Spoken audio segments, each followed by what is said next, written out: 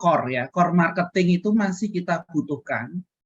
Pemahaman marketing masih kita butuhkan, jangan ditinggalkan. Cuma the way to do that itu sudah berbeda sekali. Sekarang sudah berbeda. Kalau nanti saudara punya waktu ya, misalnya pengguna dari generasi milenial atau generasi sebelumnya bahkan, itu pasti juga meningkat. Nah, di artikel juga disebutkan bahwa pengaruh lingkungan itu sangat besar sekali. Pengaruh lingkungan keluarga, bagaimana cara mereka berbelanja, itu akan ditularkan ya. Banyak teori yang mengatakan bahwa kita ini sebenarnya peniru ya, peniru apa yang dilakukan oleh orang lain. Nah, di artikel itu memang menekankan pada cohort ya, cohort yang Z, generasi Z. Cohort itu satu kumpulan yang punya perilaku yang mirip begitu, itu cohort. Nah, bagaimana cohort yang lain dari generasi sebelumnya itu juga bisa meniru cara berbelanja, cara berperilaku generasi yang setelahnya. Nah, tentu tidak semasif generasi Z, tapi Anda lihat bahwa pengguna internet untuk golongan yang tua, ya, golongan yang tua, itu juga akan meningkat kalau Anda misalnya mau meneliti lebih jauh. Nah, sekarang saya di pertemuan kedua ini saya akan membahas tentang market ya, market, kemudian sedikit nanti saya akan menyinggung betapa pentingnya kita melakukan riset market ya, riset marketing, marketing research ya, conducting marketing research itu sangat penting untuk saat ini karena pergeserannya sangat cepat, pergeserannya sangat fluktuatif ya, sangat tidak terduga bahkan. Nah, ini hal yang pertama yang perlu saudara perhatikan bahwa marketer itu di zaman sekarang itu harus berpikir sangat harus fundamental tapi juga sangat inovatif begitu. Dua-duanya harus ada. Marketers itu harus mempunyai pemahaman menyeluruh. Bagaimana konsumer itu berpikir, ya, bagaimana mereka itu merasakan bertindak, bagaimana mereka itu menilai value. Ya, nanti akan kita dalami ya dari artikel-artikel yang akan kita bahas. Nah, ini di masing-masing target consumer itu beda-beda, pasti beda-beda. Maka dulu kalau kita mengenal mass market, ini mass itu sangat menjadi niche markets. Ada Asia ya, Blue. Jadi mass market itu sekarang sudah bergeser ke niche market.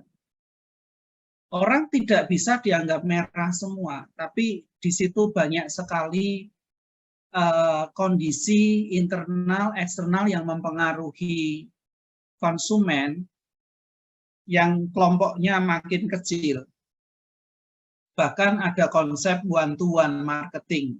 One-to-one marketing itu berarti satu lawan satu. Jadi konsumen itu bahkan pengen dilayani satu lawan satu. Karena begitu spesifiknya. Market itu seperti fragmen, ya, potongan-potongan kecil kalau Anda lihat itu. Jadi Anda sekarang apakah dimampukan seperti itu? Apakah perusahaan itu mampu sejauh mana mampu melakukan pelayanan yang sebegitu customize seperti ini? Nah, itu perlu dipikirkan ya oleh Anda yang muda-muda ini. Jadi sebelum saudara melayani dengan baik, saudara harus berpikir, memahami apa yang mereka rasakan, mereka pikirkan, ya. Nah, ini di dunia ini semakin banyak pilihan yang harus dipikirkan oleh industri, harus dipikirkan oleh perusahaan yang namanya inovatif, ya. Sekarang orang mau olahraga, contohnya ya, mau olahraga itu a variety of sport choices, itu bahkan orang ini ingin menampilkan dirinya itu lewat activity. Kalau kita bilang perilaku ya, perilaku itu mereka ingin menampilkan dirinya lewat activity, like pilihan-pilihan olahraga mereka. Dari olahraga yang bersifat kontemplatif, kayak misalnya yang di kiri atas itu mereka memilih yoga. Nah, yoga ini berasal dari mana kalau Anda tahu? Berasal dari India kan. Nah, ini menjadi sesuatu cultural differences, cultural influence dari negara lain yang diserap begitu baik, dan sekarang yoga menjadi sebuah pilihan olahraga yang akan bisa dipilih oleh masyarakat dimanapun. Ya, bahkan olahraga ekstrim seperti yang dilakukan oleh orang yang di kiri bawah itu boleh dipilih karena itu sebuah ekspresi. Jadi activity itu they consume the money to buy activity itu. Nah, di dalam activity itu mereka akan menampilkan dirinya. Nah, sekarang kosmetik, ya, muncul halal kosmetik. Ada kelompok masyarakat yang menginginkan saya pakai kosmetik yang halal. Bahkan decision to to do something risky seperti yang di bawah kanan bawah. Ini kira-kira apa ya? Kira-kira apa kalau Anda tahu? Plastik surgery, Pak. Ya, jadi beda sekali nggak? Beda, Pak. Beda, Pak. Beda sekali, jadi seperti orang yang berbeda. She is one person, ya tuh Anda kaget kan? She is one person, but something very different, totally different, seperti orang berbeda. Kenapa saya bilang very risky? Karena banyak juga yang gagal. Nah, seperti ini harus Anda lihat ya, bagaimana orang itu bisa mengekspresikan pada pilihan-pilihan barang atau jasa yang mereka pilih. Nah, ini ada istilah ya, holistic marketing orientation. Jadi kalau saudara nanti bergerak di bidang ini, jangan berpikir terpisah-pisah. Saya melihat harga, saya melihat produk, saya melihat bahwa produk saya ini ramah lingkungan, bahwa produk saya ini memiliki orientasi, iklan saya ini mempunyai orientasi pada corporate social responsibility, not just it. Saudara harus berpikir menyeluruh. Yang ini namanya apa? Kita harus berpikir the whole 360 degree, ya, derajat. Jadi apa yang saudara pikirkan, ya, apa yang saudara lihat dari customermu itu harus dilihat secara utuh. Bagaimana mereka ini hidup, bagaimana mereka ini menggunakan waktunya. Nah, itu ada kaitannya dengan produk yang mereka pilih dan bagaimana kita mengkomunikasikan, bagaimana apa yang kita tawarkan dan apa yang kita komunikasikan di dalam waktu yang tepat dan pada saat yang tepat dan cara yang tepat itu menjadi penting. Ya, jadi berpikir secara menyeluruh, segmenmu itu apa yang menjadi aktivitas mereka, kemudian saudara berpikir secara holistik. Ini menjadi penting, ya. Fully understanding customers and gaining a 360-degree view, ya, ini menjadi penting sekali. Nah, bagaimana kita bisa melihat secara menyeluruh? Nah, tentu aspek-aspek dari keputusan pembelian, ya, keputusan pembelian itu banyak faktornya. Dari apa yang saudara tawarkan, taktik ya, taktik itu betul-betul strategi yang dilakukan.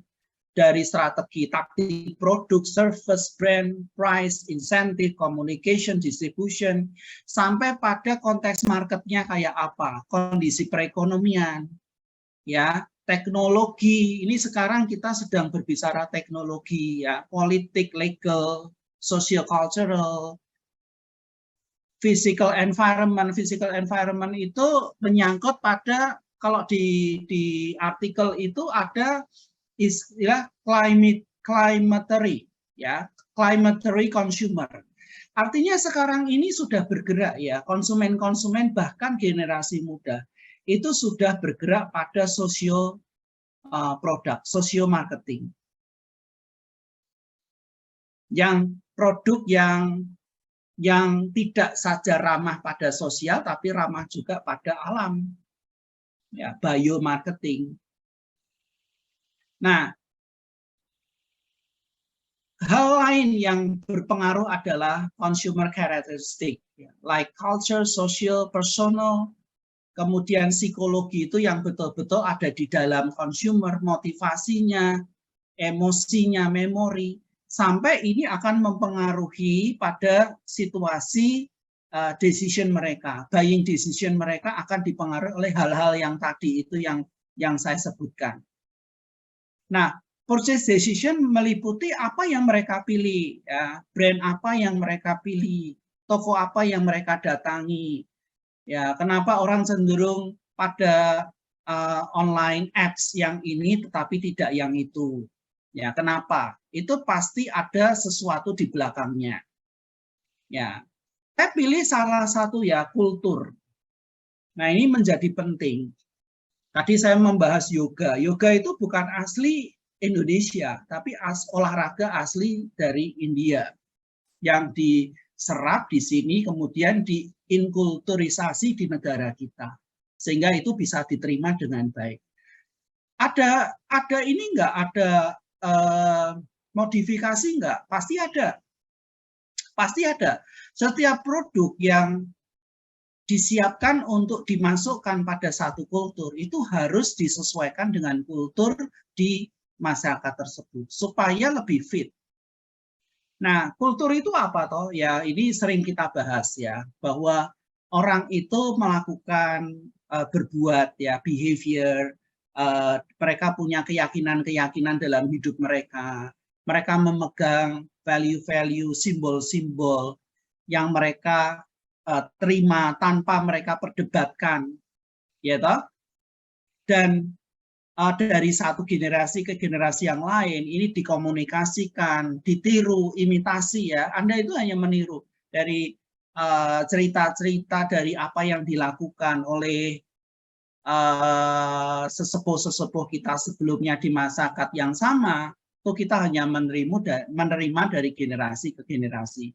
Jadi begitu kultur ini sangat mempengaruhi sebuah masyarakat.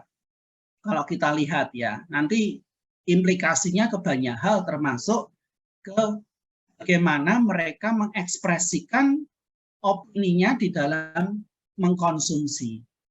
Nah, ini akan saya perlihatkan, ya, bagaimana mereka itu mengekspresikan dirinya lewat apa yang mereka konsumsi, ya.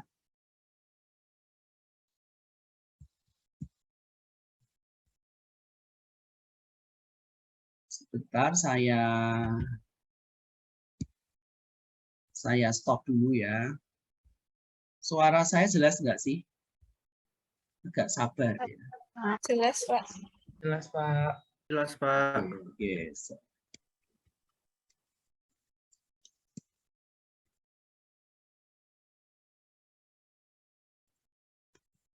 Oke, mungkin nanti aja, ya.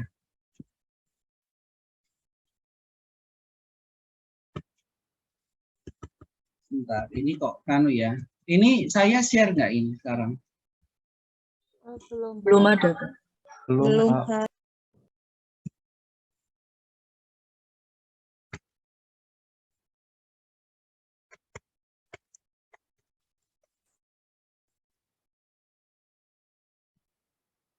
Wah, ini tombol, sebentar. Ya, coba saya copy link tadi. Kemudian saya ingin saudara mengamati. Kemudian tentu saudara akan melihat perbedaan-perbedaan ya yang ada di dunia ini, sehingga mungkin Anda bisa, oh ini ya, sesuatu yang berbeda seperti ini. Sebentar, saya share sound dulu.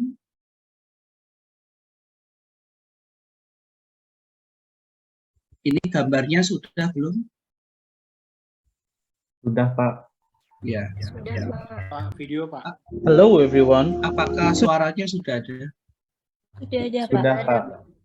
Jadi ini Anda akan mengetahui ya. Jadi mungkin sesuatu itu berbeda gitu. Kita bisa menolak sesuatu karena apa? Bahan dasar kita berbeda. Ya toh, bahan dasar kita berbeda. Wah, kenapa ya dia membeli itu ya toh?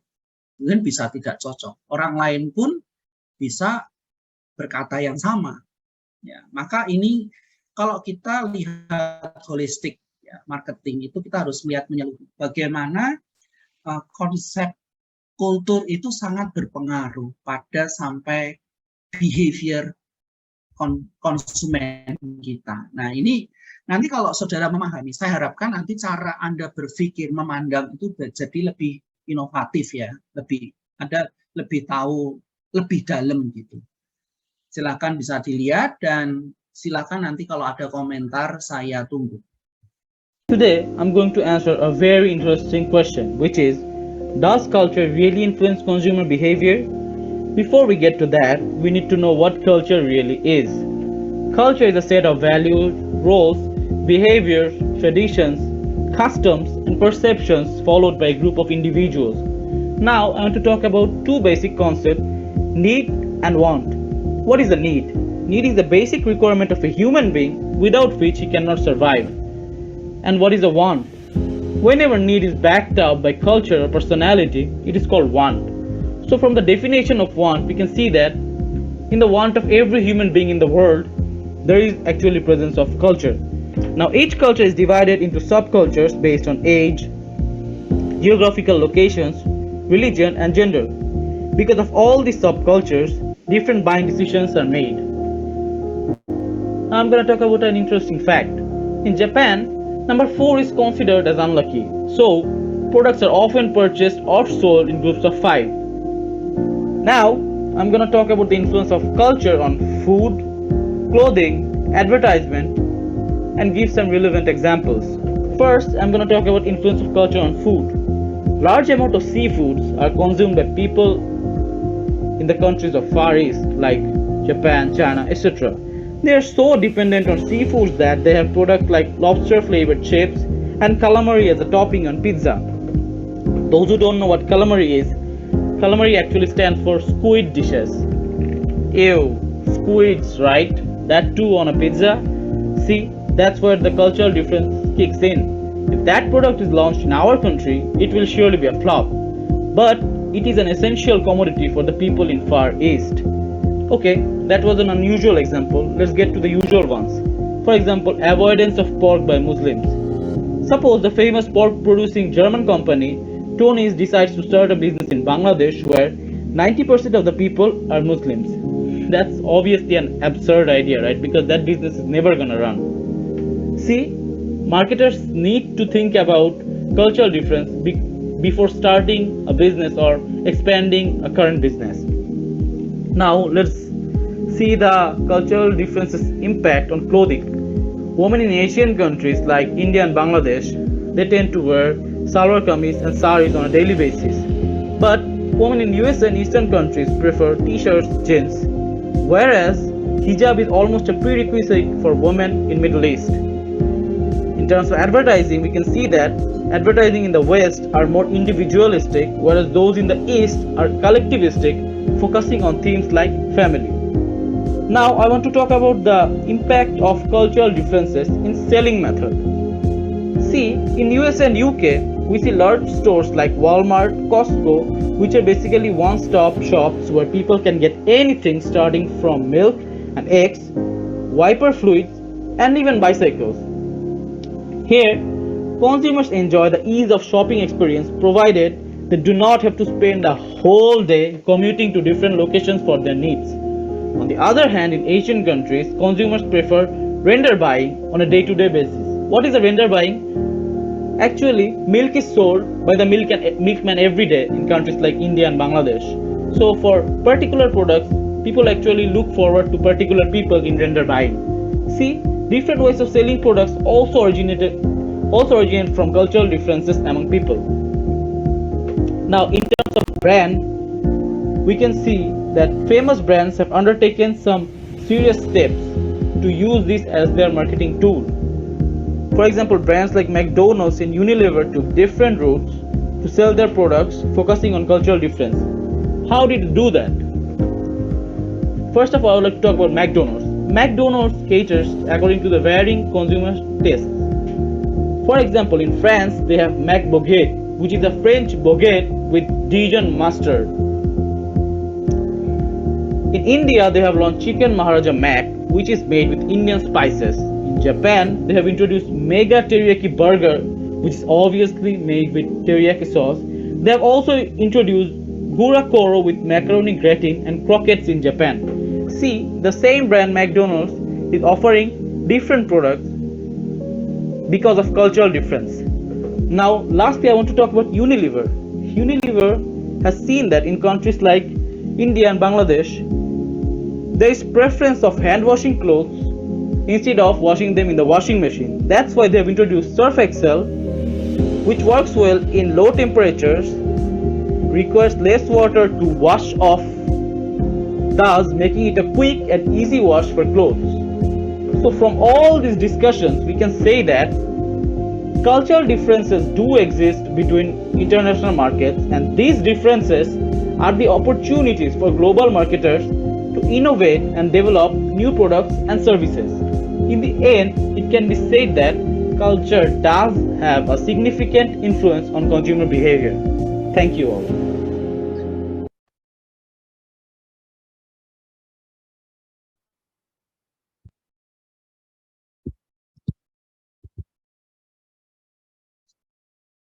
Oke, sudah cukup jelas ya. Ada pendapat mengenai film tadi? Kita break sebentar, mungkin ada pendapat. Menarik sekali ya. Silakan kalau ada mau merespon. Kalau saya pro sih Pak. Iya, silakan. Good. Pro-nya itu culture does impact ininya Pak. Soalnya contohnya di Indonesia aja yang tadi yang contoh untuk McDonald itu ada yang versi, kalau nggak salah ada yang versi apa yang makanan Padang, itu maksudnya Pak. Jadinya saya pro sih Pak sama video yang tadi. Ya. Oke. Ada lagi yang lain? Baik Pak, saya ingin menambahkan. Siska dulu ya, nggak apa-apa. Mungkin saya dari video yang ditonton tadi itu mungkin yang bisa kita ambil adalah di mana perusahaan-perusahaan besar itu bisa memasarkan produknya di berbagai negara itu karena mereka bisa beradaptasi atau bisa melihat perbedaan culture di setiap negara, sehingga mereka tuh menjual dengan mungkin produknya pada dasarnya sama kayak misal McDonald's tadi, tapi ada ciri khas yang mereka jual di negara ini tapi tidak jual di negara lain, kayak seperti yang disampaikan Mas Agus tadi juga gitu. Jadi ketika kita mempunyai bisnis gitu, mungkin ketika kita ingin melebarkan dan berinovasi, kita juga memang harus benar-benar mempertimbangkan culture di setiap daerah. Mungkin ya di Indonesia sendiri pun juga pasti antara di Jawa dan di luar Jawa juga udah culture-nya udah beda-beda gitu. Iya. Gitu sih. Jadi ada culture dan ada subculture ya. Jadi ada subculture. Jadi Indonesia sendiri itu terdiri dari ratusan subculture sebenarnya ya. Jadi itu bisa beda-beda sekali. Ya. Oke, satu lagi mungkin yang tadi barengi Siska siapa ya? Saya Pak Niko. Ya, silakan. Ini siapa ini? Elisna Pak. Oh, Elis, silakan. Ya, saya setuju dengan pendapat video tadi sama seperti Mbak Siska sama seperti Mas Agus bahwa di setiap negara itu mempunyai budaya yang berbeda-beda. Jadi kalau kita sebagai perusahaan kita tidak bisa mensamaratakan bahwa produk saya seperti ini bisa masuk ke semua negara. Jadi kita harus menyesuaikan bagaimana budaya yang ada di negara tersebut dengan produk kita. Seperti itu Pak Niom. Contohnya seperti di Indonesia sendiri. Nah, kalau di Jogja sendiri itu kan banyak yang suka makanan manis-manis. Nah, tetapi kalau di Sumatera kan enggak. Jadi kebanyakan sukanya asin dan pedas. Jadi misalkan kalau di sana mau buka misalkan usaha rumah makan ataupun sejenisnya itu dengan makanan yang manis-manis, maka kurang cocok dengan lidahnya orang sana. Seperti itu, Pak. Terima kasih. Oke, ada lagi tambahan? Kalau bertanya boleh nggak Pak? Oke, silakan. Jadi mungkin dari berdasarkan video yang tadi sudah ditampilkan oleh Pak Niko, kalau saya bertanya begini Pak, kira-kira dari video yang ditampilkan tadi, apakah pasar yang mempengaruhi budaya, atau budaya yang mempengaruhi pasar gitu mungkin Pak? Seharusnya kalau menurut konsep ini, ya, konsep ini itu produk yang harus disesuaikan dengan budaya. Cuma pada kelompok masyarakat tertentu itu ada orang yang atau kelompok kohort ya yang lebih membuka diri dalam hal apa? Misalnya menerima kultur yang atau produk yang berbeda, tetapi produk pun itu sudah disesuaikan sebenarnya dengan kulturnya. Ada masyarakat yang lebih membuka diri ke situ ya. Tetapi itu pun harus disesuaikan dengan hal-hal yang sudah dimilikinya. Ya, kultur yang sudah dimilikinya itu pasti akan disesuaikan. Nah, di masyarakat yang lebih independen itu pasti akan melihat kalau dia ingin memilih satu produk begitu ya, akan melihat apa komentar orang-orang di sekitar saya ketika saya memilih produk itu.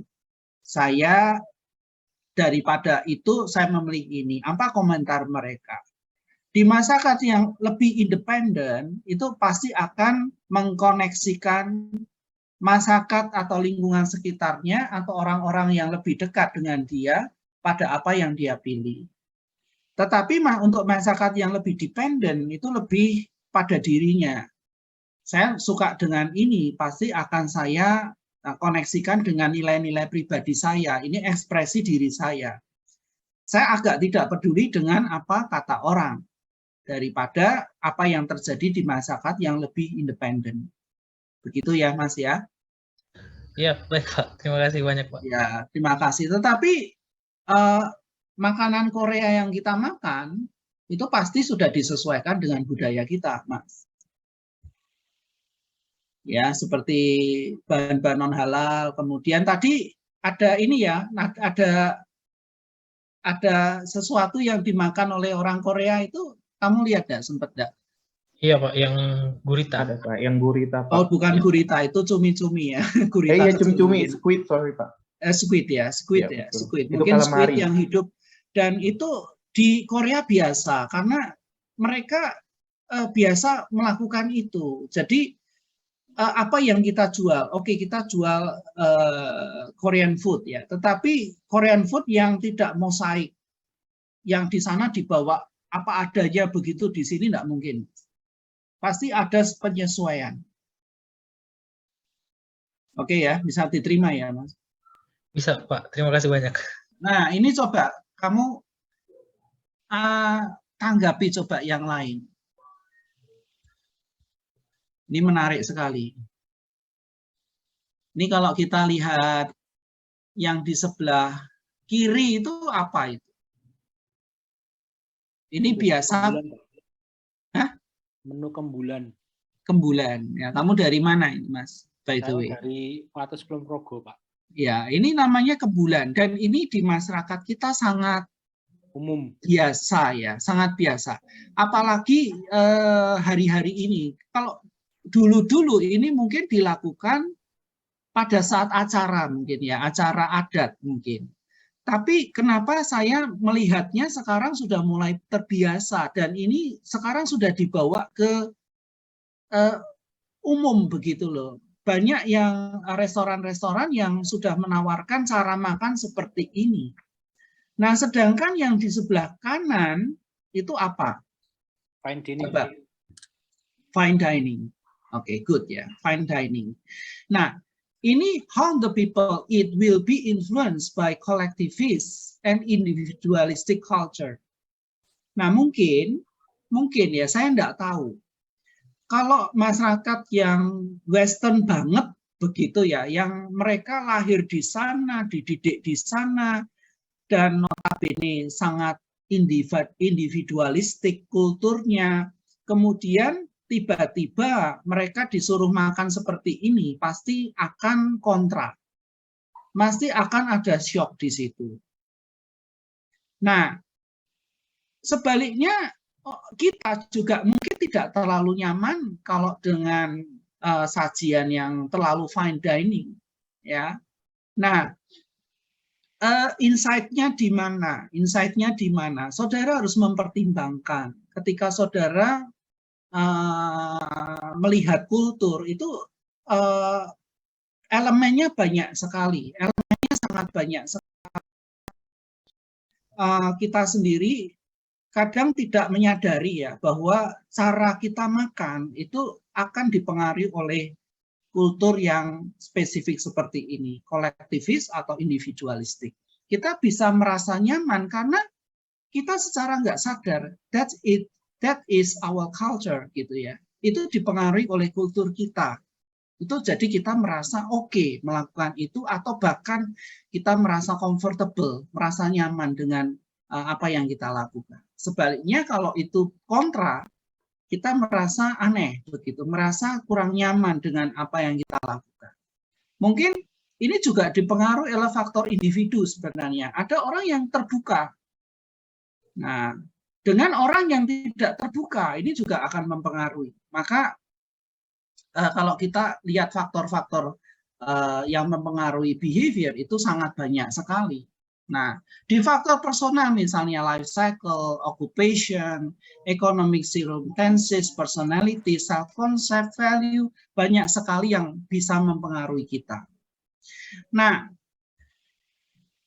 saya ingin Anda sedikit inovatif ya. Anda coba lakukan survei, mungkin di kota-kota besar itu ada cohort yang lain, yang mungkin tidak terlalu banyak, tetapi juga kita tidak bisa ngomong ini kecil jumlahnya. Yaitu apa? Single parent. Nah, menurut saudara, single parent dengan yang couple parent, itu menurut saudara beda enggak dalam hal misalnya consumption atau apa, itu beda enggak? Nah, saya ingin ya Anda sebagai marketer di masa depan, Anda coba lihat ini, lihat segmen yang mungkin kelupaan dilihat, segmen yang mungkin bagi marketer di buku-buku belum ada, belum dibahas atau belum dieksplorasi. Nah, kalau kita ingin menjadi marketer yang inovatif, maka kita harus lihat, oh iya ya, di kota besar itu banyak single parents. Nah, single parent karena divorces atau karena apa ya? Karena enggak tahu ya, mereka akhirnya jadi single parent dan mereka punya 1 atau 2 anak, bahkan 3 anak yang tinggal dengan ibunya, ya biasanya dengan ibunya. Dan ini mungkin punya perilaku yang berbeda di dalam memilih satu produk. Nah, kalau saudara lihat ya di iklan yang di sebelahnya itu Kenapa? Coba. Menarik kan? Ini best car for single parent, coba. Begitu orang itu sudah melihat segmen yang kecil-kecil begini. Kecil relatif ya, kecil relatif. Tapi saya kira ini dilihatnya bukan kecil, tapi pasar yang promising, pasar yang menjanjikan. Ini begitu mereka itu melihat, begitu mereka itu punya punya kekhususan bagaimana produk ini disediakan untuk segmen ini. Ada pendapat enggak? Saya coba Pak. Ya.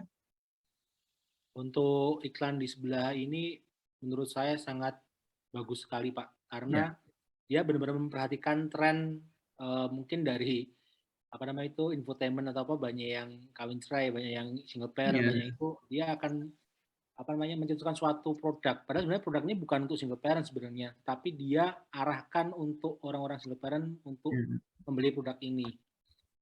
Ini sama halnya yang terjadi dengan mulai gencarnya masuknya mobil wuling mini EV, Pak.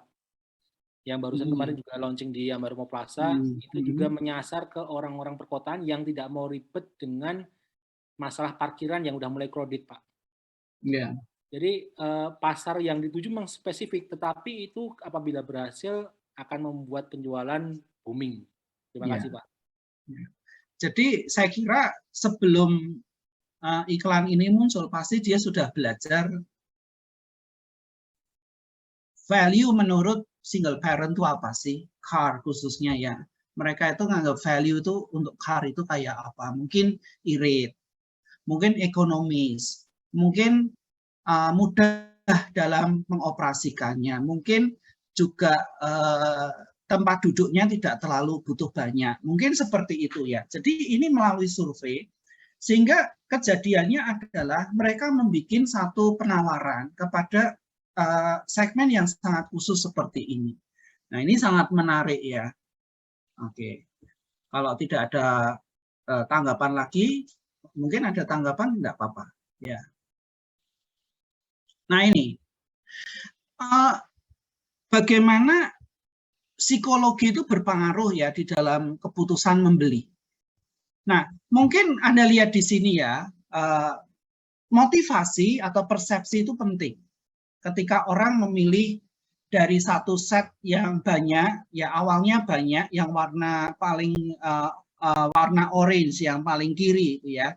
Jadi total setnya mungkin so many product, so many brands yang dia akan coba pertimbang-timbang mana gitu kan. Nah ini tidak terlepas dari psychological attributes yang bisa terlibat dalam proses ini. Nah salah dua yang bisa mempengaruhi mereka itu adalah motivasi. Yang dua adalah persepsi. Persepsi terhadap brand itu penting ya. Kita hari ini akan membahas tentang persepsi brand ya, persepsi dalam kaitannya cohort ya sih. Kita coba bahas dulu yang ini.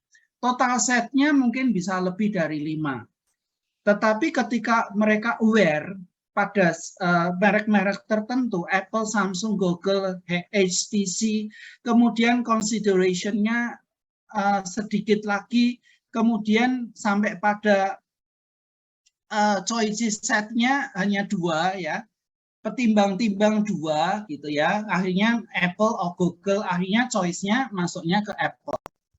Nah ini motivasi ya, bisa kita pertimbangkan dari sudut black box ya, black box-nya consumer itu bisa sangat rumit, tetapi kita bisa melihat itu dari sudut pandang yang lebih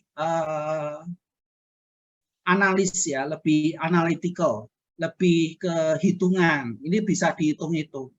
Mungkin kita tidak sempat ya sebagai consumer itu mempertimbangkan hitungan-hitungan seperti ini. Atau kita mungkin membuat tabel seperti ini, kemudian skornya berapa untuk masing-masing produk. Tetapi secara intuisional ya. Secara intuisi kita selalu membandingkan dengan beberapa hal, beberapa elemen. Contohnya misalnya di sini ya, untuk contoh misalnya orang memilih laptop. Ya, ada merek A, B, C, D. Nah, atribut yang dia pilih itu ada berapa? Ya, makin banyak, makin rumit. Makin banyak atribut yang dia pertimbangkan, itu menjadi pertimbangannya makin rumit. Terutama tadi saya sebut misalnya jasa atau produk yang beresiko tinggi. Itu pasti atributnya sangat banyak. Dan membutuhkan waktu yang cukup lama untuk sampai ke keputusan. Nah, ini misalnya memory capacity, graphic capacity, size and weight, price. Nah, ini di skor masing-masing, kemudian dihitung di bawah itu menghasilkan mana yang lebih tinggi dari keempat pilihan ini. Nah, tentu saja ini tidak selalu price itu dibobot 10% ya, seperti contoh di sini. Mungkin ada kelompok segmen tertentu yang price itu menjadi paling penting, ya kan? Tetapi di sini di contoh ini price itu menjadi yang kurang penting di antara ketiga yang lain. Nah, ini ada 40%, 30%, bobotnya 20%, price sendiri dibobot 0,1%. Tapi untuk segmen yang lain, mungkin price sekali lagi ini dibobot paling tinggi, ya. Akhirnya ketemulah laptop A yang terbaik dari berbagai macam pertimbangan, ya. Jadi 0,4 kali 8, 0,3 kali 9, akhirnya ketemu angkanya itu 8. So, menurut hitung-hitungan ini, yang ini terjadi di black box consumer yang menghitung-hitung tapi tidak pakai kalkulator, akhirnya yang dipilih adalah A. Ini mencoba dengan pendekatan yang lebih saintifik gitu ya. Nah, personal attributes ya, ini tadi. Nah, pendapat Anda apa ini? Iklan ini bagaimana? Coba kasih pendapat. Ini misleading ya. Policy di dalam iklan. Nah, kadang-kadang iklan yang inappropriate ads itu memprovokasi. Kadang-kadang seperti itu. Coba ada pendapat enggak? Ya, menurut Pak, mau memberikan pendapat Pak? Ya, silakan. Ya, kalau menurut saya iklan ini overclaim Pak.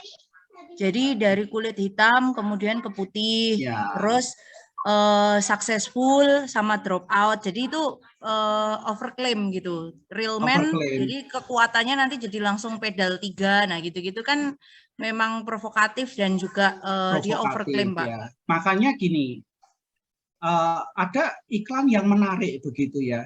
Satu ketika sama-sama mobil bekas ya, Innova dengan 3 pedal, artinya masih menggunakan kopling ya, masih menggunakan kopling. Kemudian yang satunya itu matic.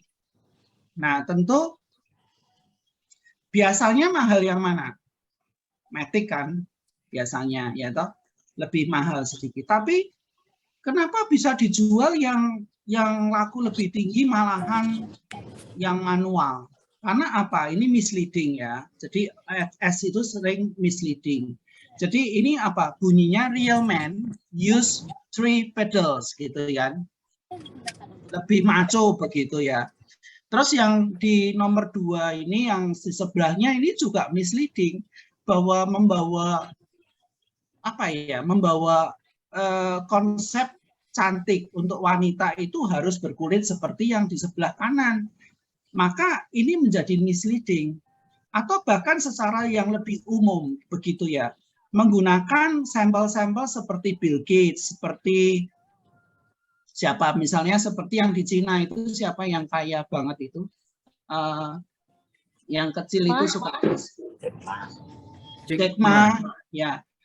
Nah, pakai sampel-sampel seperti ini kemudian di generalisasi bahwa Orang drop out itu justru yang sukses, begitu kan? Ya, ada misleading, ada penggiringan. Itu aja Google Maps-nya. Nggak bisa. Ada suara apa ya tadi? Nah, ngerti ya maksud saya ya. Jadi inappropriate ads ini akan memprovokasi, tetapi ini tentu saja ini not kreatif, not inovatif menurut saya, tetapi menggiring pada sesuatu yang tidak tepat. Ya, mereka menggunakan Jack Ma, menggunakan yang drop out, tapi sukses. Tapi yang sekolahnya tinggi dan sukses tidak disebut. Nah, ini kan ada sesuatu inovatif tetapi false ya, menggunakan sesuatu yang kurang pas. Nah, ini innovative marketing communication for service ya. Jadi for service karena saudara menjual sesuatu yang tidak apa ya, intangible istilahnya yang sering kita pakai itu intangible. Maka promote positive perception toward a hospital through inappropriate marketing communication. Jadi ketika saudara menampilkan sebuah pesan ya untuk service itu jauh harus lebih inovatif. Harus lebih inovatif. Karena sekarang saudara yang mainkan adalah persepsi. Orang mau datang ke tempat jasamu yang kamu tawarkan itu karena persepsinya positif, itu pasti. Nah, memunculkan persepsi positif itu harus dengan komunikasi marketing yang tepat. Ketika saudara menampilkan ini ya gambar-gambar seperti ini, apa persepsi yang muncul kira-kira kalau ini akan dilihat oleh calon-calon pasien, calon-calon yang akan menggunakan jasamu ini. Kira-kira persepsinya positif atau biasa-biasa saja. Nah, ini penting ya di dalam marketing untuk jasa. Nah, sedikit untuk bisnis dan institusional. Di situ apa? Saya yakin saudara sudah tahu ya, bisnis market itu mereka yang membeli barang atau jasa yang digunakan untuk produksi kemudian ya. Sedangkan institusional itu adalah bagian organisasi yang bergerak di non-profit ya, seperti schools, hospital, nursing homes, prison, penjara itu termasuk ya, mereka butuh barang-barang, butuh jasa juga. Nah, apa yang harus kita munculkan di dalam pesan untuk mereka ini? Yang penting ada 3 ini, logic, rational, professional. Nah, ini kan berbeda dengan yang tadi.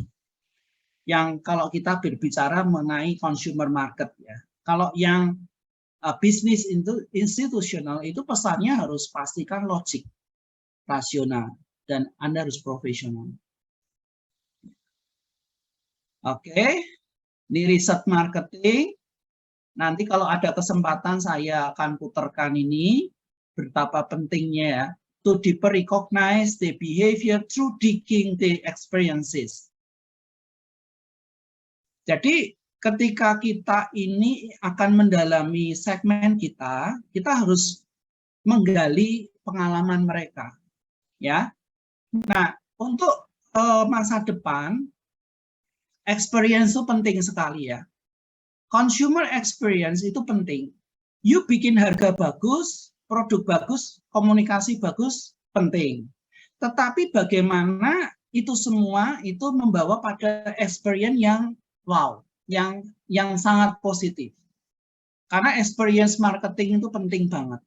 Jadi you harus memunculkan experience yang sangat positif. Bahkan amazing ya.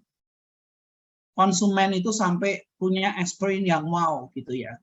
Nah, experience itu akan mempengaruhi purchase, intention, loyalty, positive WOM, dan coba Anda lihat di bawah, prioritas bisnis di 5 tahun yang akan datang itu, it's okay, your pricing, good price, reasonable price, competitive price, compared to your competitors is okay. Produk is okay, masih.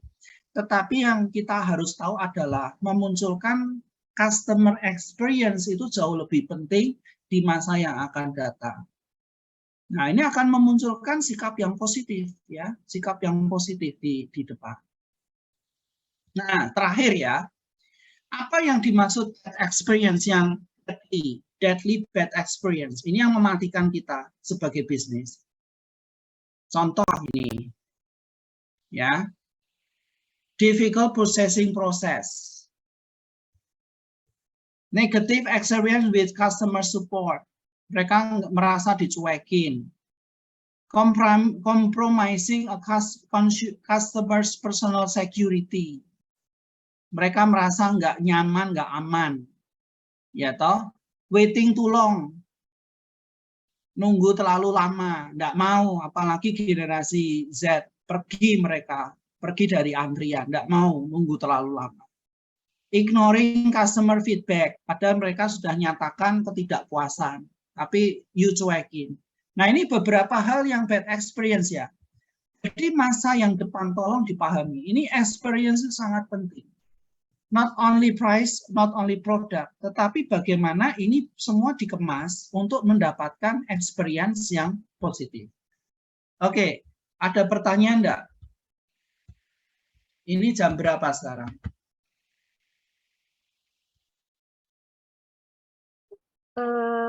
Maaf Pak, boleh bertanya? Ya, silakan. Masih berkaitan dengan culture dan subculture tadi sih Pak sebenarnya. Ya. Kan tadi dibahas bahwa perusahaan itu harus menyesuaikan dan harus tahu gitu subculture yang ada di setiap daerah ataupun culture di setiap negara gitu. Nah, untuk berinovasi dengan tepat gitu ya. Tapi kan ada juga beberapa usaha gitu yang dia itu tetap dia tuh berjualan di tempat yang subculture-nya berbeda dengan produk yang sama gitu, kayak misalnya yang kecil-kecil, yang usaha-usaha yang kita tahu sehari-hari itu kayak misalnya sate Padang gitu Pak, itu kan bukan dari Jogja atau bukan dari Jawa gitu, atau rumah makan Padang gitu, tapi mereka ada di mana-mana, yang mana itu tuh mereka juga tidak kayaknya tidak menyesuaikan dengan culture. Misal nasi Padang itu juga rasanya pun khas Padang gitu, nggak disesuaikan dengan rasa di Jogja yang misal manis kayak gitu-gitu. Nah, menurut Pak Niko seperti itu kayak gimana gitu? Ya, yang pertama ada konsumen yang jenisnya food explorer gitu ya. Food explorer itu ya mereka ya merasakan sesuatu yang asli. Tetapi jangan salah, rumah makan Padang di Jogja itu sebagian besar menurut saya ya, itu sudah disesuaikan rasanya di Jogja. Jadi yang asli itu menurut orang Padang asli itu sedikit sekali, yang rasanya, asinnya, pedesnya, kemudian aromanya itu Padang asli itu sangat jarang. Jadi banyakkan ya Padang yang sudah disesuaikan dengan taste orang Jogja. Tetapi meskipun ada ya, itu pasti ada pasarnya. Karena ada kalau kita bilang kita sejenis orang yang food explorer gitu, suka mencoba-coba, itu pasti lebih bisa menerima rasa yang menurut lidah kita itu tidak nyaman, tidak terlalu pas begitu, ya Mbak. Tapi Padang yang saya temui di sini itu Padang yang Jawa gitu ya, Padang yang Jawa, udah Padang yang disesuaikan gitu ya Pak? Iya, yang sudah disesuaikan. Yang asli itu pakai daun-daun apa, yang itu hampir-hampir menurut teman-teman yang asli Sumatera itu hampir jarang ya ditemui di Jogja, ya sudah disesuaikan. Baik, Oke, pertanyaan yang lain?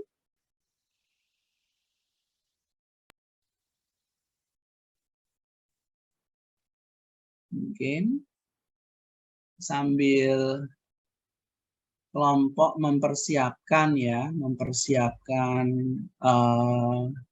slide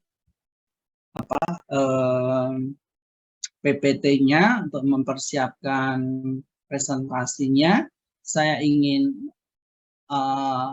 puter ini ya, pendek ya, cuma 2 menit 2 menit aja. Suaranya sudah ada belum? Sudah ada, Pak. Ada, Oke, Pak. silakan dilihat apa pentingnya kita mendalami customer experience. Kenapa? Ya, silakan dilihat. I want you to stop for a second and think about when I say customer experience for you, what does that mean? If you're anything like the students that I normally see in class, what you think about your customer experience is literally the time in which the customers interact with whatever service person you have in your organization. That's the kind of answer that I typically get when people think about customer experience. But then what I do is I ask people, talk to me about your last vacation. And I want you to spend a minute and think about your last vacation. Describe to yourself or sort of recreate in your mind what that experience was like. But when I ask them about their experience as going on vacation, they talk about planning the vacation, anticipating the vacation, what they do when they go on vacation, and then the memories that they have from vacation. The customer experience is not simply the very narrow interaction with your product. It also includes a before and an after. And those befores and afters are critical to how people understand your product and for your likelihood of achieving the holy grail, which is word of mouth. So in psychology, we talk about 3 sources of utility. Utility is kind of like a measure of psychological well-being. More utility is something better. Anticipated utility. How much utility will I get? Okay, I think about buying a car.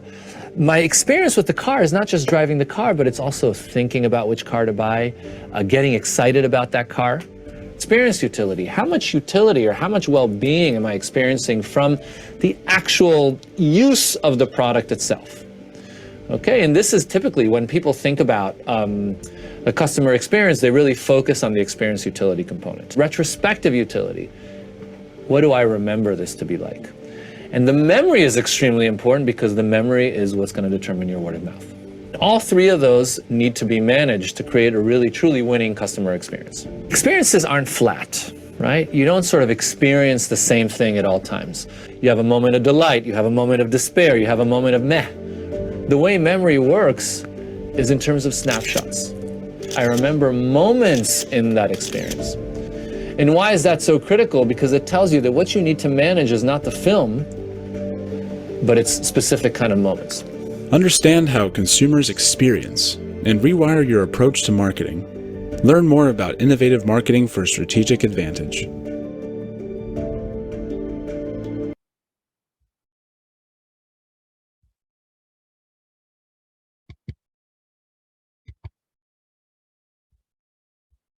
Nah, ada pendapat?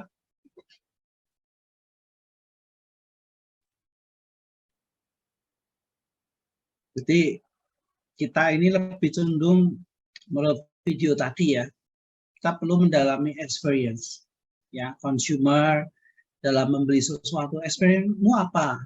Kalau you survei banyak orang ya, 1.000 orang, bagaimana sih pendapat experience-mu membeli motor, membeli mobil, berkunjung ke tempat wisata, apa yang kamu lakukan, berapa uang yang kamu belanjakan, terus perasaanmu bagaimana. Ini menjadi insight yang penting bagi marketers. For develop the product, for develop the communication, for develop the price, and so on and so forth. Ini penting sekali ya. Jadi experiencing marketing itu penting banget. Ketika you bisa mendalami experience apa yang dikatakan oleh consumer, you research on that, and you get insight, Anda akan dapat sesuatu yang mungkin lebih berharga. Ya, oke, ada pertanyaan? Kalau tidak, persilakan kelompok 1.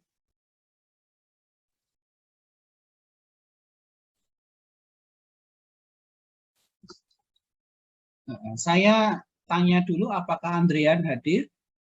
Hadir, Pak. Terus Ivan? Asni? Asril hadir, Pak. Asni apa Asril ini? Asril, Pak. Asril. Oh iya ya, Asril. Asril Saputra Siwa ya? Iya, Pak. Oke. Yudit, tadi ada ya Yudit? Ya, Pak. Saya hadir. Terus Riko. Hadir, Bapak. Oke, terima kasih. 5 orang akan segera bertugas, silakan dimulai. Saya harapkan yang lain satu kelompok minimal one question ya. Saya senang hari ini banyak sekali opinion, banyak respon. Anda ternyata responsif dan saya suka ya. Kelas ini luar biasa. Dari awal sudah bagus banget. Oke, silakan satu kelompok, yang lain kelompok 2 sampai 6, tolong nanti one question ya.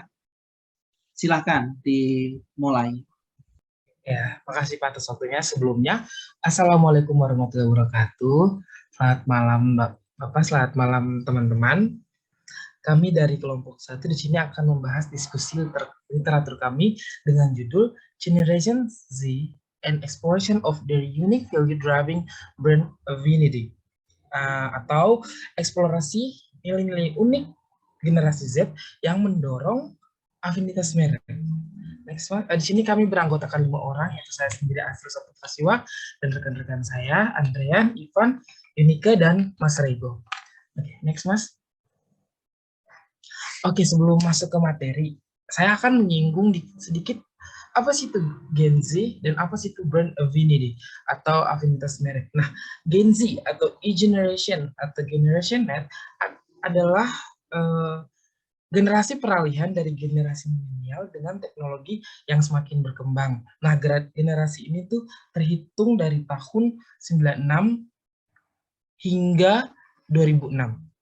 Oke, dan apa sih itu brand affinity? Afinitas merek ini adalah emotional relationship yang timbul antar merek dan konsumennya yang membuat konsumennya ini menyukai suatu produk tersebut.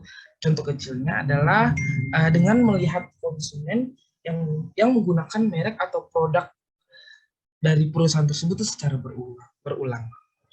Oke, kita masuk ke materi. Nah, seperti yang saya sebutkan sebelumnya, Gen Z ini adalah generasi peralihan ya. Generasi milenial dengan teknologi yang semakin berkembang. Nah, menurut Francis tahun 2018, generasi Z ini adalah penduduk asli digital sejati.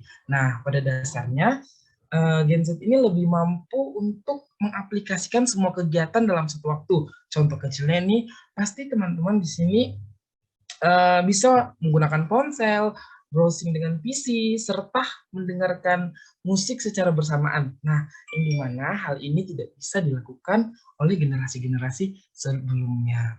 Nah, dalam perkembangan digital yang sangat pesat ini, konsumen generasi Z juga ini semakin bertambah tentunya. Nah, generasi Z ini kan adalah salah satu kelompok terbesar dalam daya belanja konsumen saat ini. Soalnya generasi Z saat ini telah mendekati dewasa. Nah, dan hal ini tentu saja menumbuhkan daya beli yang cukup tinggi. Gen Z melalui teknologi digital tentu saja bakal lebih sering bersosialisasi dan berekspor dengan brand atau merek. Nah, hal inilah yang menyebabkan Gen Z ini lebih sadar atau lebih terbuka terhadap inovasi strategi komunikasi daripada generasi lainnya. Nah, pada literatur ini ingin membahas mengenai Gen Z yang mengembangkan budaya konsumen mereka dan dampaknya terhadap afinitas merek itu. Oke, kita masuk ke the importance of understanding generation based on GCT. Nah, pada bagian ini kita akan membahas sedikit tentang generasi-generasi. Oke, sebelum masuk generational cohort theory atau GCT di sini adalah suatu penggolongan pada subjek yang berdasarkan pada tahun kelahirannya. Nah, GCT mengatakan bahwa sosiologis dan pengembangan psikologis individu secara langsung bakal dipengaruhi oleh peristiwa sejarah dan perubahan sosial. Nah, hal inilah yang menciptakan kelompok generasi-generasi yang berbeda. Tiap generasi di sini bakal memiliki kesadaran kolektif atau mereka bakalan sadar secara bersama yang didapat dari pengalaman sezaman mereka atau peristiwa penting. Misalnya seperti revolusi industri, gerakan politik, dan kemajuan teknologi. Pada umur berapa sih generasi ini dapat dipengaruhi oleh peristiwa? Nah, biasanya mereka pada saat mereka dewasa antara 17 dan 23 tahun. Nah, berikut di sini ada tabel tentang pengelompokan generasi-generasi itu dan beserta tahunnya dan histori sosialnya. Nah, kita bahas dari bawah ya, biar rada nyambung. Yang pertama di sini ada silent generation. Nah, ini tuh pada tahun 1925 hingga 1945. Nah, generasi ini disebut generasi veteran atau tradisional yang lahir saat kekacauan ekonomi global. Generasi ini nih banyak mengalami kejadian besar seperti Great Depression hingga terjadinya Perang Dunia II. Nah, di dunia kerja generasi ini sangat bertanggung jawab untuk menunjukkan kemampuan mereka dalam menjadi pemimpin dan menangani tugas penting. Nah, selanjutnya ada baby boomers ya, generation baby boomers. Nah, di sini disebut baby boomers nih karena pada saat itu terdapat ledakan besar di Amerika Serikat. Nah, lahir di zaman ini yang belum modern dan minim lapangan pekerjaan ini membuat generasi ini sangat kompetitif ya. Generasi ini berorientasi pada pencapaian, berdedikasi, dan memiliki rasa yang ingin tahu yang tinggi ya, atau mungkin bisa sebut kita mungkin workaholic ya. Meski begitu, dibanding sifat yang mereka bekerja keras, tentu mereka juga selalu berusaha untuk membahagiakan keluarga mereka. Selanjutnya ada generasi X. Nah, generasi ini biasa diberi julukan apa ya? Generasi anak yang sering merasa sendirian, ya, karena orang tua mereka itu jadi anak mereka ini ditinggal karena orang tuanya bekerja. Kenapa bisa? Karena anak di zaman ini dibesarkan oleh orang tua generasi boomers tadi itu yang workaholic. Jadi itulah alasannya kenapa generasinya disebut generasi anak yang ditinggal orang tua. Selanjutnya ada generasi Y atau milenial. Nah, ini pada tahun 81 hingga 95. Nah, generasi yang lahir di saat teknologi sedang berkembang ini biasanya berusia 21 hingga 36 tahun ini. Nah, ini udah mulai berinteraksi dengan teknologi. Nah, kehadiran internet yang semakin canggih melalui komputer, gadget, smartphone membuat generasi ini tuh mudah mendapatkan informasi secara cepat ya. Nah, tapi walaupun generasi ini ambisius dalam bekerja, tetapi mereka juga tetap memimpikan me time ya. Dalam artian keseimbangan antar gaya hidup dan pekerjaan itu membuat generasi ini cenderung mencari pekerjaan yang bisa menunjang serta tetap bisa melakukan hobi yang mereka suka. Nah, generasi Z. Nah, kita langkah dulu kita ke generasi alpha. Nah, generasi alpha di sini untuk tahunnya itu dari 2010 hingga belum ditentukan tahun sampai kapan. Nah, generasi ini adalah lanjutan dari generasi Z, di mana mereka itu sudah terlahir dengan teknologi yang semakin berkembang dan semakin cepat. Umur paling tua dari generasi ini tuh biasa sekitaran 7 tahun, ya. Seperti yang kita ketahui teman-teman bahwasanya perkembangan teknologi ini tentu saja akan terus berkembang, bakal muncul kemutahiran yang baru, atau mungkin yang sangat besar ke depannya. Nah, generasi ini terlahir dari generasi Y yang dimana sudah adanya teknologi. Jadi nggak heran di usia yang mereka masih balita, mereka di sini sudah mengenal dan berpengalaman dalam menggunakan gadget, smartphone, dan kecanggihan teknologi lainnya. Nah, hal inilah yang mempengaruhi anak-anak generasi alpha ini membuat pola pikir mereka ke depannya lebih terbuka, inovatif, transformatif, dari generasi-generasi sebelumnya. Nah, berbeda dengan Gen Z sini, penanda bagi generasi Z ini adalah pandemi global, teman-teman, di tahun 2020 kemarin. Nah, seperti yang kita ketahui ya, bahwasannya kemajuan teknologi pada generasi Z ini sebenarnya sudah bisa dirasakan dari sebelumnya, tetapi puncaknya adalah ketika pandemi kemarin. Contohnya saja tuh semua hal yang dilakukan harus melalui teknologi digital, seperti pemanfaatan video digital, aktivitas belanja online, belajar daring, ya, ataupun aktivitas e-sport dan lainnya. Nah, ini tuh menjadi penanda bagi generasi Z itu sendiri. Nah, dari hal tersebutlah lahirlah kelompok yang dapat dibedakan karakteristiknya, teman-teman. Selanjutnya, who is Gen Z atau siapa sih generasi Z itu sendiri? Nah, di sini kita akan membahas lebih lengkap siapa itu generasi Z. Nah, generasi Z adalah generasi pertama dari anak-anak yang lahir di abad 2021.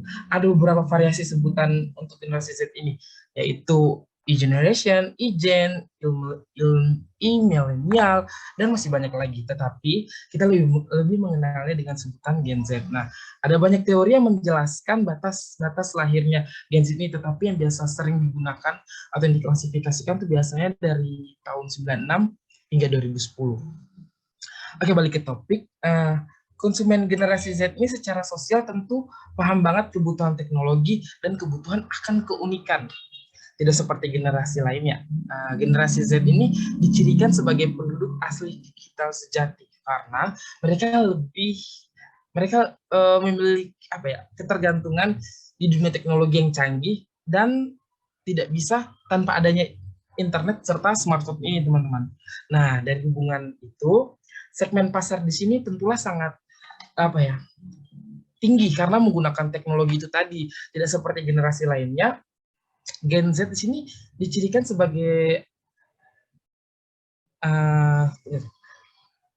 pengalaman mereka dengan teknologi inilah yang menciptakan konsumen yang otonom dan menghadirkan perubahan perilaku konsumen. Contohnya, saya ambil contoh tadi, saya baru melihat di TikTok video tentang pemasaran payung. Iya, jadi di video itu dikatakan bahwasannya payung di sini adalah, maksudnya payung zaman sekarang, mungkin untuk generasi Z ini, mereka nggak akan mau repot-repot membeli payung di pasar, yang dimana mungkin motifnya, bentuknya itu masih nggak sesuai dengan harapan mereka. Nah, dengan Gen Z ini biasa akan menggunakan teknologi untuk saat ini untuk belanja online-nya. Jadi mereka di situ lebih lebih dapat membeli sesuai keinginan mereka, timbang mereka harus repot-repot turun ke pasar. Nah, itulah yang membedakan Gen Z dengan generasi lainnya. Nah, selanjutnya akan dijelaskan oleh rekan saya.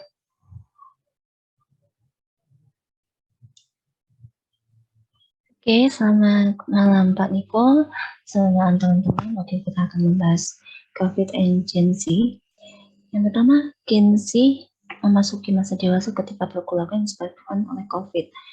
COVID-19 kan dimulai dari tahun 2019 kemarin, yang otomatis ada beberapa generasi Z yang baru menginjak usia dewasa, di mana mereka mendapatkan pengalaman baru ketika mereka dewasa.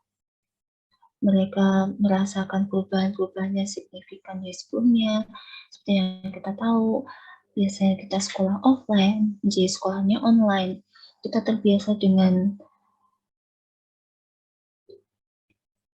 sekolah daring, kita terbiasa dengan belanja online, kita terbiasa dengan pembayaran pun bukan pembayaran yang konvensional lagi. Ketika generasi Z yang sekarang diminta untuk membeli sesuatu secara konvensional, mereka akan lebih memilih untuk belanja secara online. Kenapa? Generasi Z ini cenderung lebih suka yang praktis. Kalau saya bisa melakukan hal yang praktis tanpa saya harus panas-panasan, tanpa saya harus ke dunia luar, ada yang lebih gampang, kenapa tidak saya lakukan itu? Dan pada saat Gen Z ini, kan kita tahu banyak sekali aplikasi-aplikasi yang berkembang, salah satunya apa? TikTok.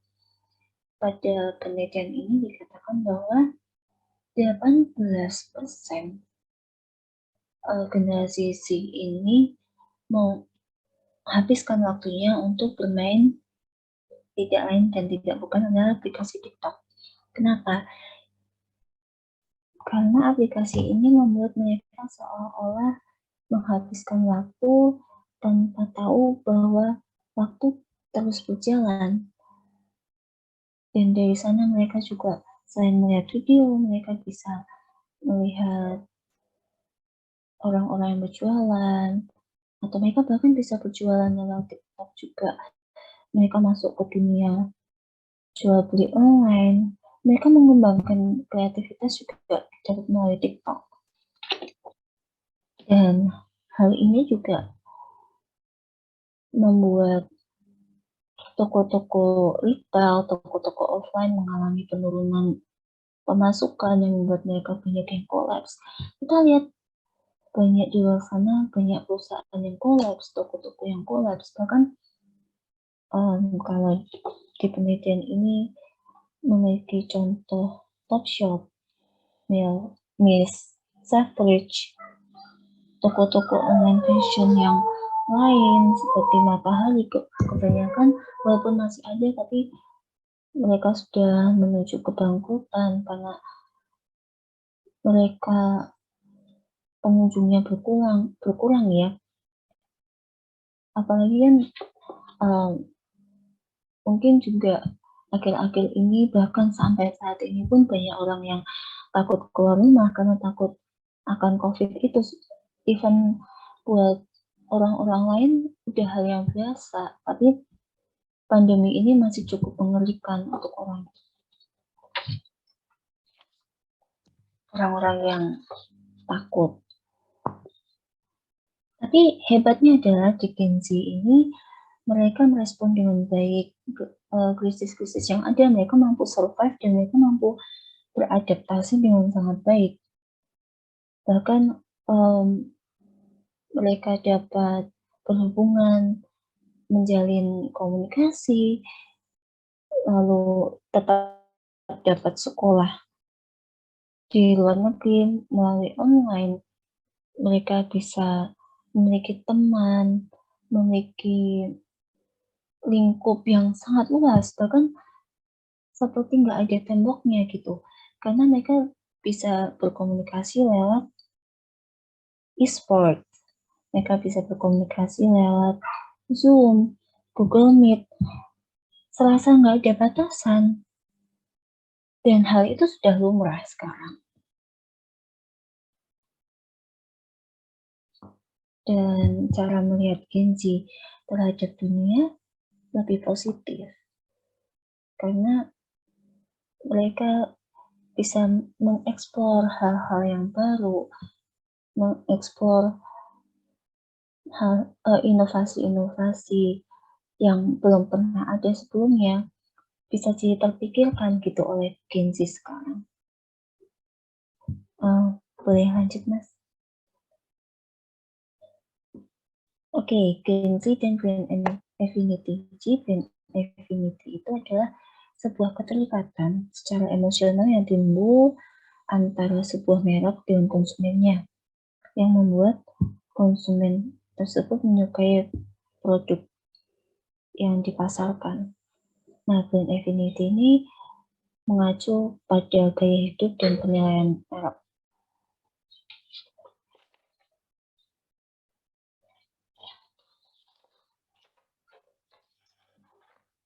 Nah, kalau Gen Z sekarang tuh kan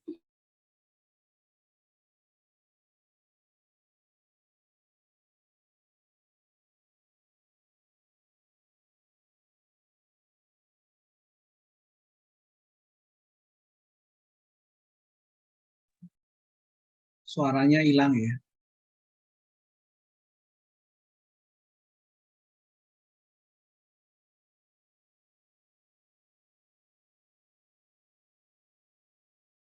Halo, Yuni, Yudit.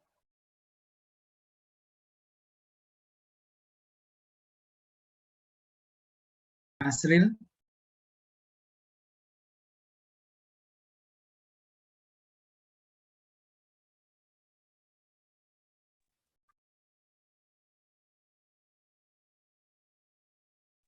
maaf Pak, di tempat saya mati lampu, jadi saya ganti pakai HP ya Pak.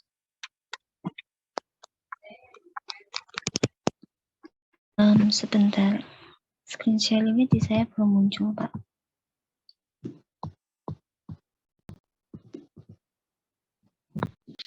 Oke lah, saya lanjutkan aja ya Pak.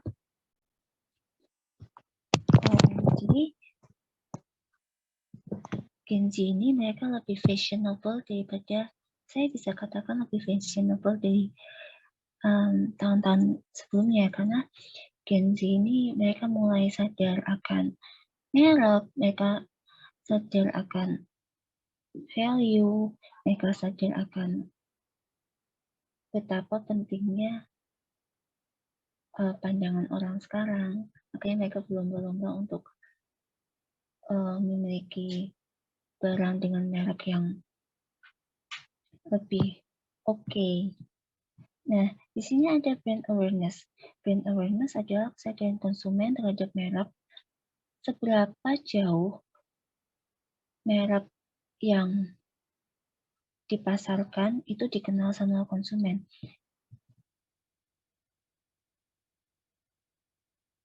Nah, biasanya Gen Z ini mereka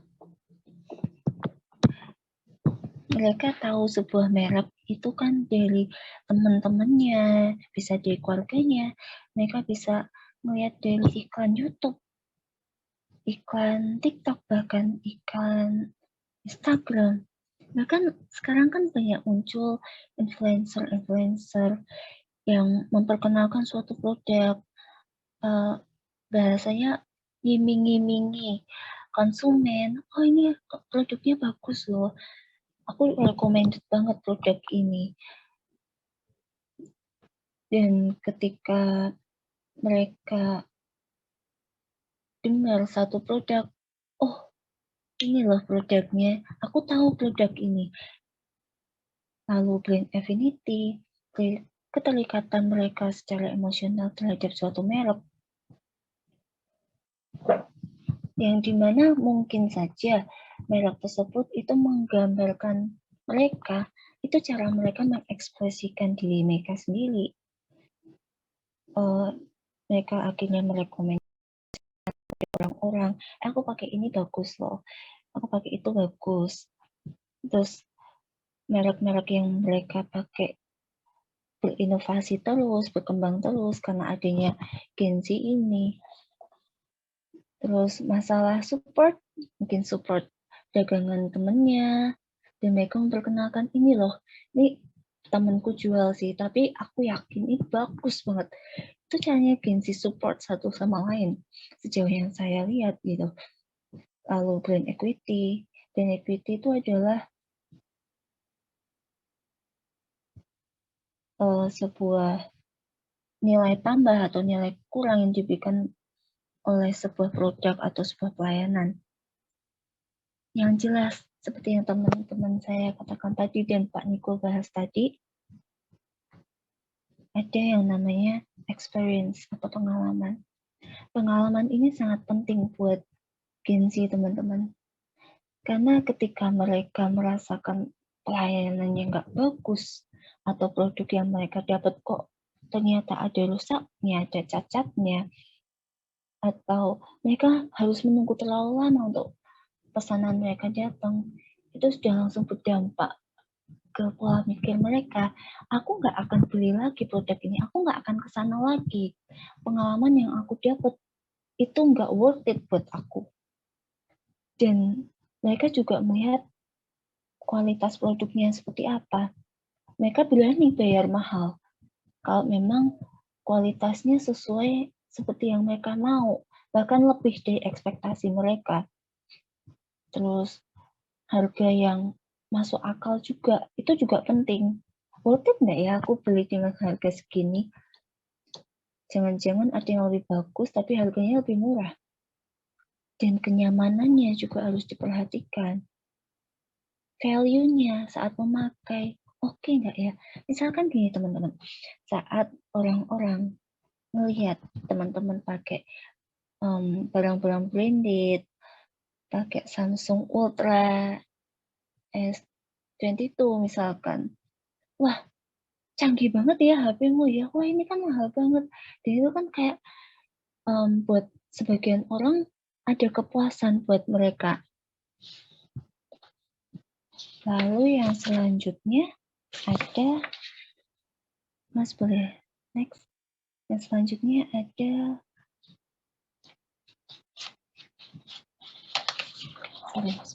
global citizen. Jadi Gen Z ini mereka di Gen Z ini mereka punya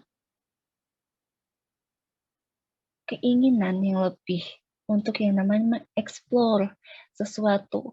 Mereka penasaran dengan kultur-kultur budaya mereka penasaran dengan budaya-budaya yang ada di luar negeri, budaya-budaya yang bahkan mereka cuma lihat dari layar HP mereka. Mereka penasaran dan gimana caranya pemasar ini mereka mengkolaborasikan pengalaman mereka dengan apa yang bisa mereka jual. Misalkan gini teman-teman, ketika orang ke luar negeri, otomatis mereka kan mencoba kulinernya, itu jelas, mencoba kulinernya, lalu mereka melihat pakaiannya, mereka melihat budaya mereka, budaya luar, mereka tertarik dengan itu. Kita bisa mengadaptasi itu, teman-teman. Kita bisa berinovasi. Kan orang kan kadang kalau misalkan habis dari luar negeri, mereka akan recall. Wah, aku kangen ya. Aku pengen makan ini. Kayaknya waktu itu di situ aku makan ini enak. Coba di Indonesia ada nggak ya makanan seperti itu? Nah, kan kita bisa mengadaptasi itu. Kita bisa menjual kuliner yang sama, tapi mungkin disesuaikan dengan lidah orang Indonesia. Mungkin kan ada Gen Z yang mereka penasaran dengan makanan tersebut, tapi mereka tidak bisa datang ke negaranya langsung. Kita bisa tawarkan itu ke mereka. Bahkan kalau teman-teman ingat ya, banyak orang yang suka K-pop nih, dan banyak yang tertarik sama budaya mereka. Salah satunya apa? Hanbok. Orang-orang Indonesia bisa mengadaptasi, menjual hanbok tapi dengan gaya yang modern, yang mungkin di Indonesia masih bisa dipakai. Karena kalau kita pakai hanbok, kita pakai yukata di Indonesia, orang-orang bakal mikir, nah, ini baju macam apa? Kalau orang-orang nggak tahu, jadi kita bisa bikin inovasi-inovasi yang bisa memuaskan keinginan Gen Z ini, sehingga kita dapat survive saat kita masih dalam posisi kita masih berkembang, teman-teman. Kita bisa mengeksplor semua apapun lah yang Gen Z ini butuhkan. Gaya yang mereka mau seperti apa, kita bisa eksplor semuanya. Kita bisa gila-gilaan di situ. Karena apa?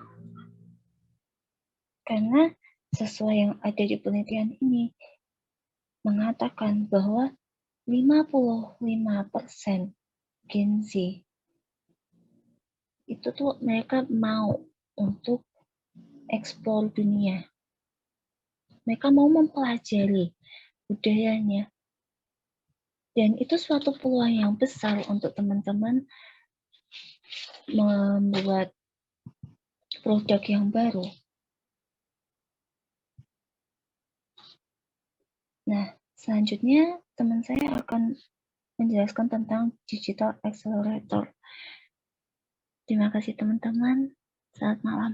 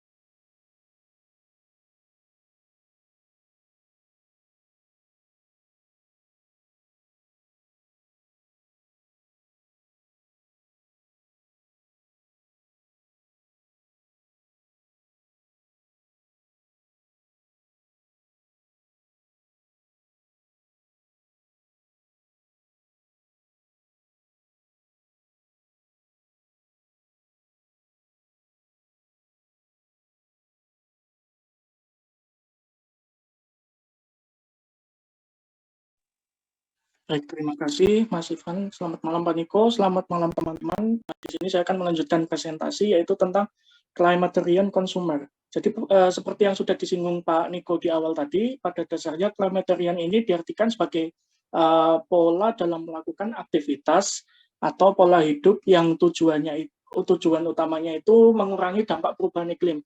Nah, climatarian ini sering dipakai untuk istilah pola makan atau diet untuk membantu menjaga kesehatan dan berkontribusi menjaga lingkungan. Jadi bisa disimpulkan climatarian consumer ini konsumen yang dalam membeli atau menggunakan suatu produk atau jasa itu akan mengutamakan aspek berkontribusi menjaga lingkungan dan mengurangi dampak perubahan iklim.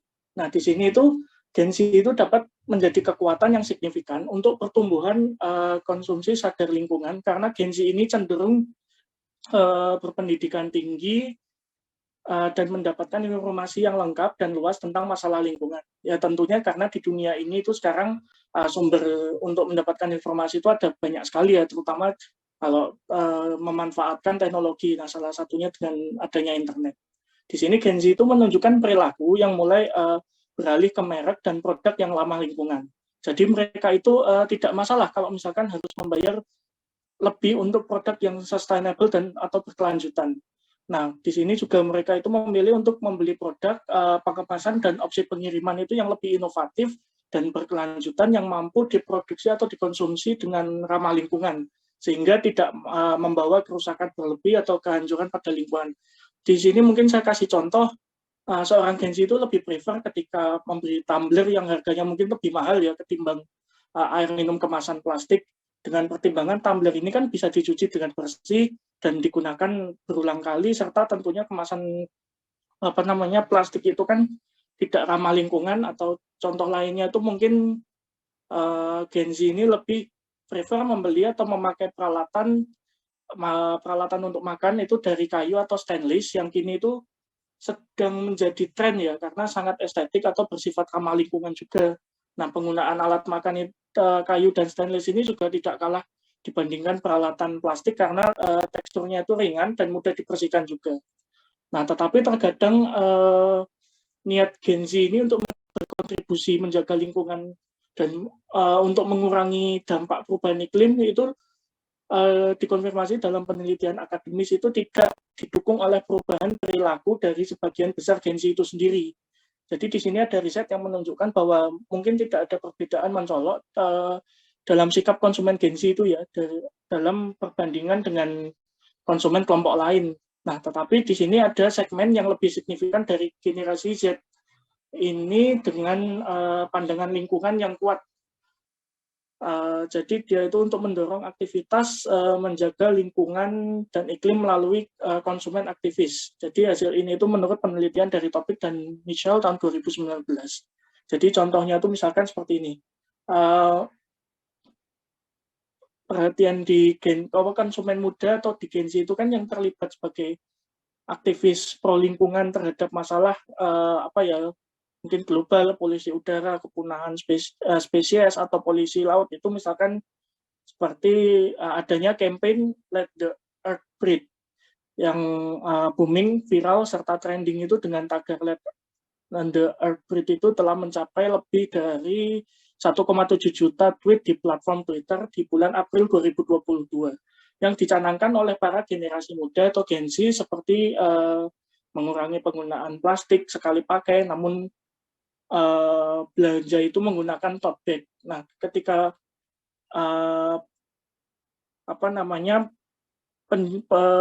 penjual itu mau membeli mau memasukkan barangnya ke plastik itu kita harus menolak karena kita kan punya tote bag sendiri untuk mengurangi limbah plastik. Nah, jadi bisa dimasukkan ke tote bag-nya seperti itu. Nah, selanjutnya pada suatu penelitian tentang tren yang muncul dalam ekonomi Gen Z itu menyajikan kesesuaian antara altruisme Gen Z dengan prinsip climatarian consumption dan memiliki banyak hubungannya dengan teknologi, di mana altruisme itu sendiri merupakan kepedulian bagi orang lain yang tidak mementingkan dirinya sendiri. Jadi tindakan altruisme ini biasanya didasari oleh pengaruh emosional seperti empati. Dan altruisme Gen Z ini memang biasanya itu didasari memang ini ya sesuai dengan prinsip climatarian konsumen.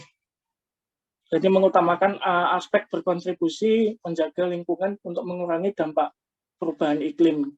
Jadi contohnya itu misalkan bertepatan dengan Hari Bumi, aktivis pro lingkungan Gen Z di Indonesia ini menyajikan sebuah tulisan tentang pentingnya aksi bersama yang bertujuan menyelamatkan bumi. Itu seperti bumi ini kan membutuhkan perubahan yang dimulai dari agenda lokal dari diri sendiri dan berkembang menjadi agenda global bersama.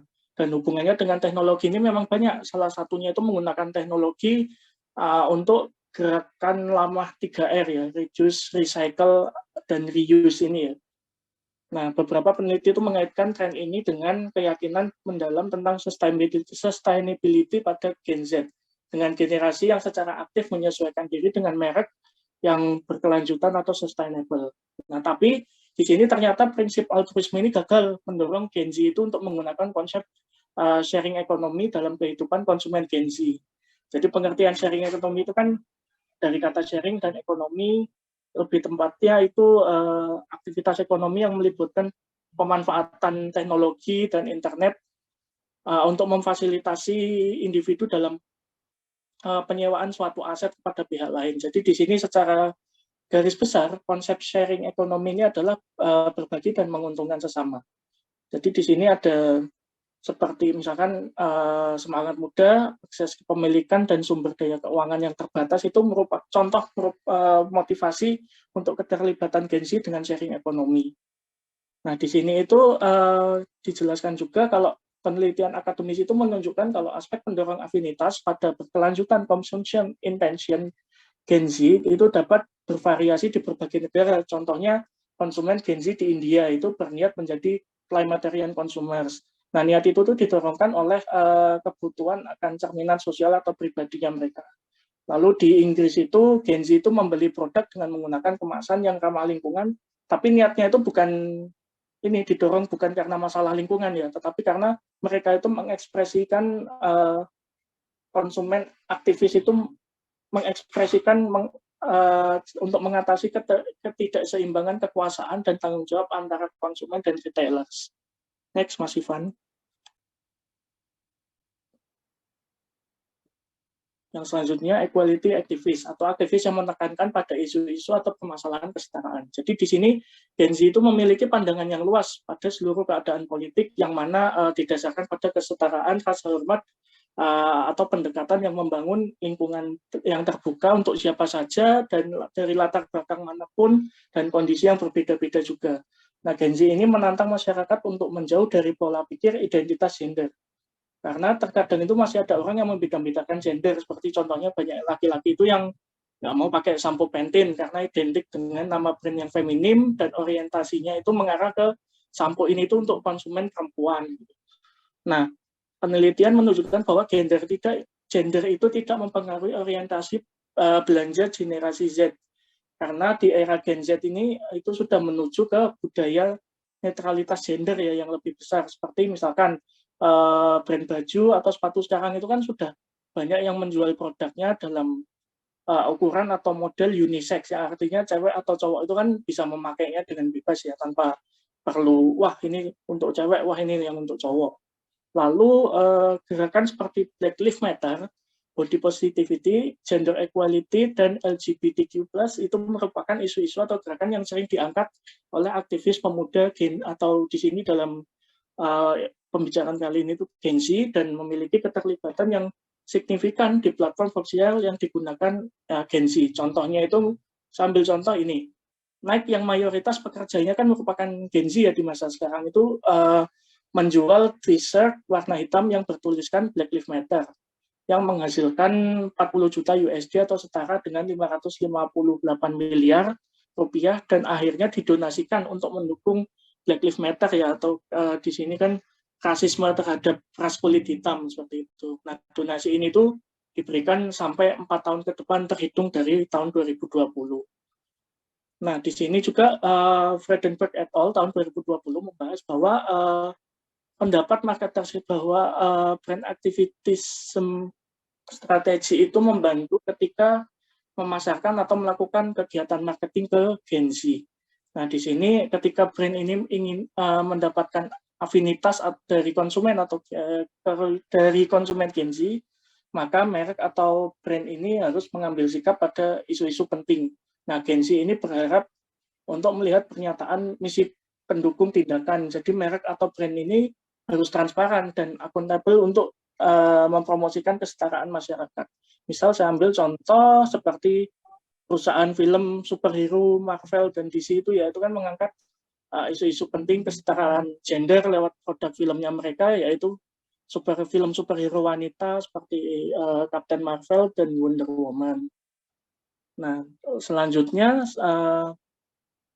Smith et al. Dalam sebuah penelitian internasional tentang Gen Z itu mengungkapkan bahwa persepsi brand personality itu lebih jelas diinterpretasikan oleh merek atau brand yang mengambil sikap sosial politik, dan konsumen mengharapkan brand atau merek untuk mengambil sikap pada masalah kesetaraan sosial politik. Next, Mas Ivan. Baik, selanjutnya bagaimana sih cara mentargetkan konsumen Gen Z? Nah, di sini yaitu dengan cara membangun identitas brand yang otentik atau yang asli. Nah, keaslian itu adalah faktor yang sangat penting dalam menentukan afinitas merek. Seperti misalkan membuat desain logo yang menarik perhatian Gen Z dan milenial. Nah, cara yang paling pertama dan yang paling utama itu misalkan di sini ketika memiliki desain logo yang sangat eye-catching di mata para Gen Z. Selanjutnya, brand itu juga harus mengatur ulang identitas merek supaya sesuai dengan identitas konsumen Gen Z. Nah, jadi secara keseluruhan itu mungkin saya bisa ambilkan contoh dari provider Bayu. Jadi Bayu ini kan sebagai provider digital yang menargetkan Gen Z atau masuk ke dalam kategori kalangan muda sebagai konsumennya. Bayu ini kan menggunakan pendekatan yang tergolong unik dan gaul, mulai dari pemilihan konsep warna produknya, desain yang menarik juga, yang akhirnya tentunya menarik perhatian banyak orang menggunakan dan banyak juga menggunakan desain visual yang mempresentasikan anak muda. Lalu Bayu ini juga sering mengadakan program acara online yang mengundang artis atau seleb yang sedang viral seperti itu. Nah, dominasi warna yang digunakan Bayu dalam mempromosikan produknya yaitu kecenderungan dengan berwarna cerah, terang, dan mencolok. Itu dengan maksud dapat menarik perhatian calon konsumen, dan warna-warna tersebut itu terkesan gaul dan lebih milenial. Nah, hal ini itu merupakan salah satu strategi Bayu dalam melakukan pendekatan dengan Gen Z sebagai target konsumen utamanya. Nah, berkurangnya peran pemasar sebagai satu-satunya pencipta identitas merek menciptakan tantangan dan peluang untuk membangun identitas merek baru secara kolaboratif dengan konsumen Gen Z itu dengan cara yang inovatif, yang mana kolaborasi semacam itu tuh akan membantu menciptakan nilai keaslian atau keautentikan yang lebih besar dan mendapatkan trust level atau level kepercayaan yang lebih besar pula. Nah, jadi di sini pemasaran media sosial itu memfasilitasi seperti misalkan kolaborasi untuk merek atau brand yang mengembangkan strategi kreatif engagement ya. Nah, misalkan seperti ini, perusahaan Coca-Cola itu engagement-nya kan akan berbeda di setiap sosial media. Nah, pada fanpage Coca-Cola di Facebook itu kita bisa melihat ada ini ya, tampilan khusus yang digunakan untuk mempromosikan produknya. Nah, itu kan terlihat makin interaktif dan memang terlihat jadi lebih aplikatif karena Coca-Cola sendiri itu kan mengusung tema yang trendy kalau di fanpage di Facebook-nya. Nah, agar informasi yang diberikan ke user itu lebih lengkap, Coca-Cola juga akhirnya bergabung ke YouTube. Nah, bagi Coca-Cola sebuah keuntungan sendiri ini bergabung ke YouTube. Karena pengguna itu akan lebih mengenal Coca-Cola sebagai brand yang terkenal secara visual. Mas Andrian. Iya, Pak?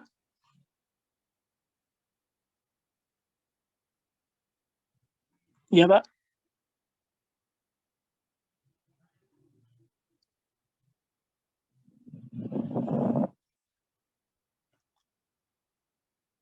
Halo? Panikonya out. Kayaknya lagi bermasalah sinyalnya. Oh iya. Oke, baik, saya lanjutkan sedikit lagi ya. Jadi ketika di YouTube ini kan Coca-Cola itu penggunanya itu akan mengetahui produk terbaru dan masih banyak lagi. Jadi ketika konsumen ini, khususnya konsumen Gen Z ini sudah memiliki informasi itu tadi, akan menciptakan nilai tersendiri bagi Coca-Cola sebagai brand terkenal, sehingga trust level atau level kepercayaan konsumennya ini terhadap Coca-Cola lebih besar. Next. Nah, selanjutnya akan dipresentasikan oleh teman saya. Terima kasih. Mungkin 5 menit ya. Oke, baik Pak. Oke, untuk strategi priority user generated content lebih mengutamakan kepercayaan brand dari teman. Bisa kita ambil contoh kayak orang-orang generasi Z ini kan banyak mereka percaya kepada teman-temannya. Hey, aku lagi pakai produk ini. Mereka baru lihat itu langsung percaya. Nah, seperti itu. Dan niche micro influencer. Ya, micro influencer itu orang yang memiliki follower mulai dari 1000 sampai dengan 100. Innovative and interest. Generasi Z memiliki kemampuan beragam dalam menentukan tren atau khas. Bisa kita lihat orang-orang apalagi yang ada yang muncul di TikTok, mungkin kita kenal dengan orang-orang JJ Bonge yang muncul di Citayam itu, mereka kayak menampilkan tren-tren baru, tren-tren khas. Ada yang pakai kalung seperti rantai motor, ada yang pakai baju seperti kedodoran, itu jadi tren khas. Mereka bisa membuat khas sendiri seperti itu. Lanjut, Om. Nah, conclusion and future reset. Tadi juga sudah dijelaskan ya, untuk dari digital accelerator generasi Z yang lebih banyak menggunakan smartphone bisa jadi sampai 5 jam per hari, dan mereka lebih mengikuti kemajuan dalam berteknologi. Untuk future proofers, generasi Z lebih fokus untuk ke depannya, dan pedulilah masa depan itu bakalan dibuat seperti apa. Terus klimatarian konsumen berpendidik yang baik dan mereka lebih peduli dengan terhadap iklim lingkungan. Nah, untuk dalam setiap negara itu pasti berbeda untuk niat mereka terhadap lingkungan dan peduli mereka. Yang terakhir, equality activity. Generasi Z yang lebih luas pandangannya dan menolak keras terhadap masyarakat yang memiliki pandangan terhadap apa itu bedanya antara kelamin, seperti identitas gender, seperti itu.